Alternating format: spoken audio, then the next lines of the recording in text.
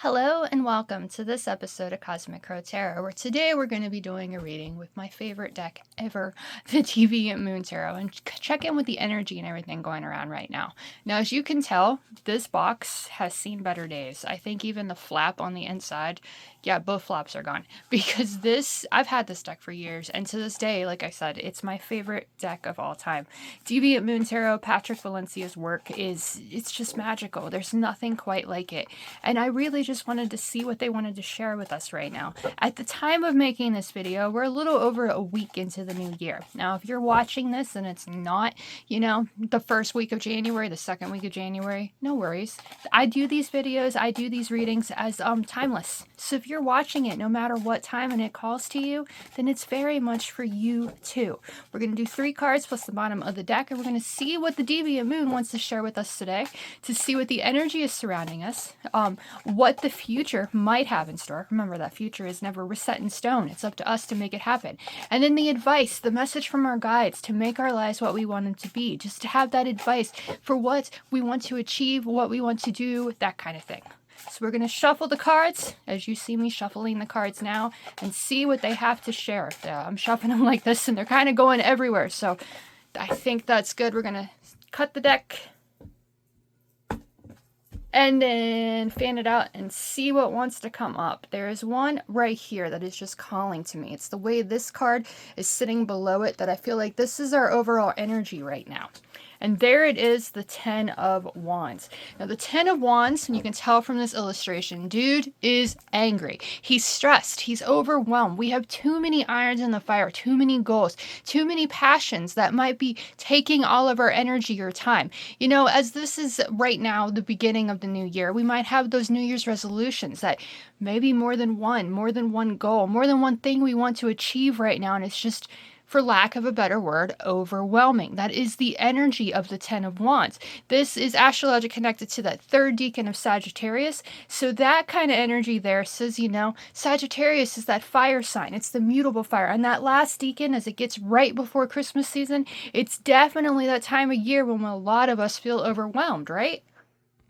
Even if it's not that last week before Christmas, though, we might still have that overwhelming energy. Too much on our plates, too much going on, and it just doesn't feel like we have the time, money, or even energy to focus on all of it.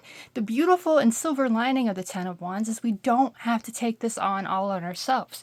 We can ask for help if we need it. We can put some of it down for another time. And remember, never ever forget, this is the 10, so it's the completion before we meet the members of the court. So we're closer to our finish line than we may have even realized. So if you're feeling overwhelmed right now, the 10 of Wands says, don't forget that this is something that you're passionate about.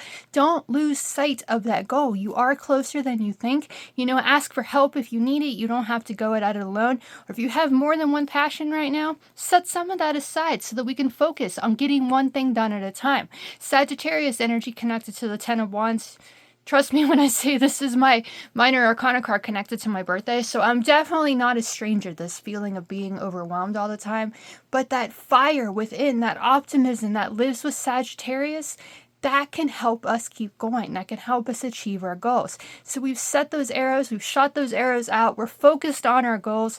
More than one goal at a time might make it a little bit difficult, but you're making it. You're closer than you think, and you never have to feel like you're alone. That 10, that is the number of the year. This is the chapter, new experience, and all those experiences of the past, all those times we felt overwhelmed and we kept going. That's what's going to help us now as we move forward. So we're going to move forward now and see what the future might have in store. Again, the future is not written. It's always up to chance and change. I can give you an idea with the cards, but that doesn't mean it's going to occur.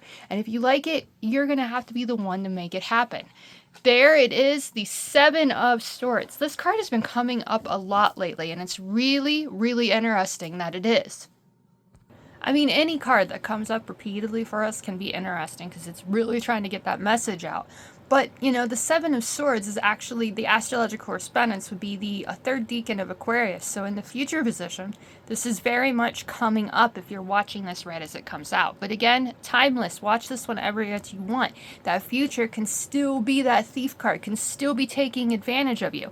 The Seven of Swords, this particular illustration of the Seven of Swords is one of my personal favorite, because most of the illustrations you see of the Seven of Swords depicts like one character walking away from a bunch of tents. Like this is the Rider-Waite Smith I'm talking about. But like walking away from a bunch of tents, you know, it looks like it's the beginning of the, like first early in the morning when the sun's first rising. And all of those people in those tents are still asleep. But that person is taking advantage of them. He's taking away taking away with their swords, you know, all their things, you know, the possessions and stuff that they have, and they always seem to leave too. But this particular illustration, there's no one else around. It doesn't look like this person is taking advantage of anyone. This is why I think this is the card of the thief of the mind. You know, and those people that might have taken advantage of us in the past, the ones that might have hurt us, the ones that might have stolen from us, might have us thinking that our futures are going to be negative, that we're just going to be stolen from again and again and again. Maybe that's why we're so overwhelmed in the here and now, because we need all this stuff. We need all these passions. And if we don't do them now, then who's going to say someone else might not achieve it moving forward? That's the energy of the aces of the tarot, for example, because those intangible ideas, you know, they might not just come to you and pop out of nowhere. They come to other people too and come in their minds. And if we don't take action on them, someone else might. So that worry that someone else might take, you know, our idea and run with it might be the reason we're so overwhelmed in the here and now.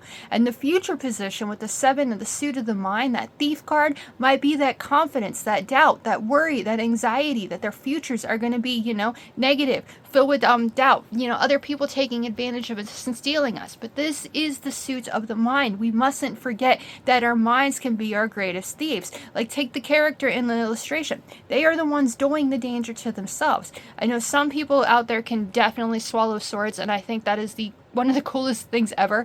But, you know, that's not for everybody. So that whole energy there, you know, focusing on your goals, what you want to achieve, and stealing back that confidence in the future to go after what you want to achieve can help you achieve your goals moving forward. 7 is the number of the chariot of the major arcana. It reminds us we have to get behind the wheel of our chariots, drive ourselves forward, find that confidence, steal back that confidence to believe in our worth and make our lives what we want them to be. 7 is the number of overcoming obstacles that stand in the way of that's 8. 8 is success, 8 is wealth, 8 is empowerment. It's justice or strength depending on the deck we're working with. So we have to have that strength to be fair to ourselves, stealing back that worth, that self-worth, that self-confidence to make our futures what we want them to be. The astrological correspondence to the 7 of Wands, like I said, is the third decan of Aquarius, and Aquarius is the fixed air sign of the zodiac. You know, if there's any sign of the zodiac that I love the most, it's definitely Aquarius, because they're weird and they're proud of that weirdness. They're not afraid to let that freak flag fly, you know. And what I love about Aquarius so much is, you know, they're not for everybody. They don't even like large groups of people and stuff, not their kind of cup of tea, but they definitely want to help make humanity a better place while they're here. So that energy connected to this card.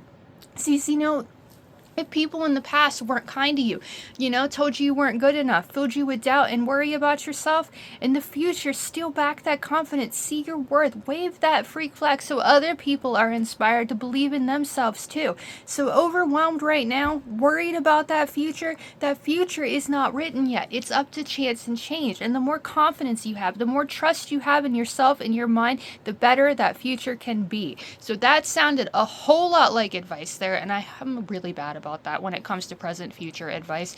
But hey, the next position is advice, and we can use all of the advice we can get, right? That's what I think the tarot is perfect for, you know, that guidance, that insight, that mirror to within, so we can truly believe in ourselves and have the confidence to make our dreams a reality. There is the advice position, the 2 of Wands. We went from the 10 of Wands to the 2 of Wands, and it kind of asks us to make a choice. You know, this is the card of choices. Should I stay or should I go? What seeds need planted in the here and now? So we started with that 10 of Wands, you know, feeling overwhelmed. And I did mention It might be because we have too many irons in the fire, too many goals we've set for ourselves, which is stealing that confidence moving forward because we've just got too much on our plates and our minds are overwhelming us. So the Two of Wands asks us in the here and now, which thing are we the most passionate about? Which one do we want to grow? Which one do we want to drive ourselves forward and find success with it? 2 is the number of the High Priestess of the Major Arcana. It reminds us to trust our intuitions. That 2 energy right there, that's feminine energy, kindness, compassion, empathy, thought process, choices, balance, and intuition. So have that kindness and compassion for ourselves. Steal back our worth, see our worth, trust our intuitions so that we can make the choice of what we're most passionate about, so we can make our lives what we want them to be. The Two of Wands is astrologically connected to the first decan of Aries. Aries is the cardinal fire sign of the zodiac. It's when spring begins. It's when we truly plant those seeds and focus on what we want to grow, in nature, in our gardens and things like that. But in the here and now, no matter what time it is, those passions, those seeds of what we want to achieve, when we focus on only one at a time, stealing back that worth and knowing our worth and seeing our worth, we can make the choice of what we're most passionate about and see it through. Aries are not afraid to follow their passions. They're not afraid to lead. They're inspirations to everyone, the leader of the zodiac wheel. So whatever you want to achieve, when you focus on it, when you let that freak flag fly and you focus on that passion and that fire, then you absolutely can inspire the others to go after what they want to and find that passion to trust themselves. You see, one eye right there is open. It's focused. It's saying, this. Trust your intuition.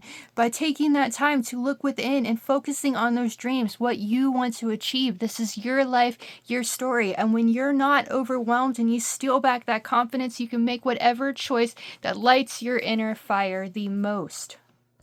We've got cardinal fire right here, that leader. We've got fixed air right here. So you've got that mind, that strong mind when you fix on what you want and steal back that confidence and see your worth. And we have mutable air, mutable fire here too. So that energy says, life can change. And we are the ones with that power to change our lives for the better when we trust our intuitions and are not afraid to focus on where we want to go and have the confidence to let those fires lead us forward. The choice is yours, my friend. Whatever lights your inner fire, whatever you're passionate about, plant that seed, grow it, have that confidence to have whatever you want. If you want to learn how to swallow swords and that's your passion, be very, very careful doing it. But if it's your passion, you absolutely can achieve it if you believe in it and you don't let those overwhelming, doubting thoughts make you think that you can't. Okay, last but not least, certainly the bottom of the deck, the overall energy I feel, or just something we might not have had before. There it is, the Four of Pentacles. The focus, the passion, we feel overwhelmed, we steal back that confidence. That can take us really far in life, but that Four of Pentacles reminds us that we have to have that nest egg. We have to have that money saved up in order to grow our ideas. What's the saying? You have to spend money to make money. I think that's a saying. So go with that one, save that money. A little bit every single day goes a long way. So, focus on that. Saving a little bit here and there so we can plant our seeds and we don't feel so overwhelmed and feel like we have to do so much in order to have that confidence, in order to get behind the wheels of our chariot. We can steal back that confidence and trust our minds with that grounding energy with the Pentacle suit. Reminds us to stay grounded and focused and, don't spend our money on things we don't necessarily need. I, for example, don't need so many tarot decks when my favorite is right here in front of us. But, we all have our vices. We all have our things that we love and enjoy, even if it's overwhelming at times. But focus, trusting our intuitions, saving that money for a rainy day, and always remembering to stay grounded and enjoy what we have already as well. There's two different energies I feel like with this particular illustration of the Four of Pentacles. One is what I just talked about, that's saving our money for a rainy day. And the second one I think of is, you can't necessarily take it with us when we go. So remember that, all those material things we feel like we need to have, We don't necessarily, you know, set some of that aside, sell some of it if we need to, so we can focus on what we're passionate about, what we're truly passionate about in the here and now. Now, even with that energy too, the other side of it, go back to it, like that passion, you know, we need that money to have a passion.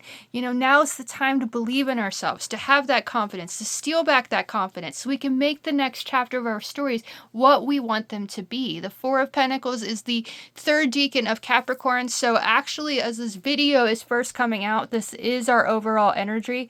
You know, January 11th to January 20th. So we're getting right there if you're watching this right as this video comes out. But that energy there, it's always there. You always have that opportunity to save money. You always have that energy, that opportunity to create the earthly existence that you want. Capricorn, I feel, is the most creative sign of the zodiac. You know, they can take literal garbage and make something out of it. So whatever you want to create, whatever you want to do, whatever lights your inner fire, steal back that confidence. Focus, make the choice to trust yourself and trust your intuition. Save a little bit of that money so that you can find that passion. You know, life is short. See yourself as that strong foundation. Become that emperor of your story and lead yourself to where you want to be, staying grounded and focused on your goal. You know, this is the message that the Deviant Moon Tarot has for us. Again, my favorite deck, which is why the box has seen better days. But if you want a reading with this deck or any deck in my collection, then feel free to comment on this video, message me on the socials, or book a reading directly on my website. All of that will be in the link below. Thank you so much for watching. I hope this empowers you to let go of those overwhelming thoughts, to steal back that confidence, and make the choice to trust yourself so you can find that strong foundation within, feel grounded and focused on that passion of where you want to go. Again, thank you for watching. I hope you enjoyed, and I'll see you again in the next one.